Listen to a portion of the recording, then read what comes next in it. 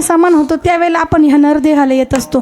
त्या ठिकाणी गेलो, नुकतीच कोणीतरी पूजा करून गेलेलं असतं. मग आपण काय करायचं, गेल्यानंतर शिवपुराणकार असं सांगतात की हातात 3 वेळेला पाणी घ्या.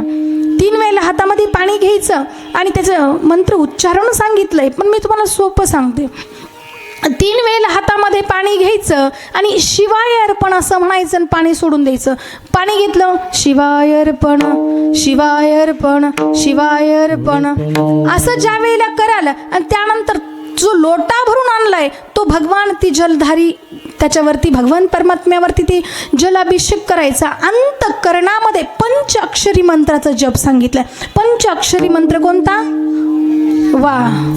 आणि तो सांगितलंय काय, भगवंताचं जे लिंग स्वरूप आहे ते निर्गुण निराकार रूप आहे भगवंताचं. मग सगुण साकार रूप कोणतं, जो घडून बसवतो तो सगुण साकार रूपातला भगवान परमात्मा. आता ज्या वेळेला तुम्ही आता त्या लिंगाची पूजा कराल म्हणजे भगवान परमात्म्याच्या शिवपिंडीची पूजा कराल त्यावेळेला कशी सांगितली, ओमकाराने भगवान परमात्म्याच्या शिवपिंडीची पूजा सांगितली.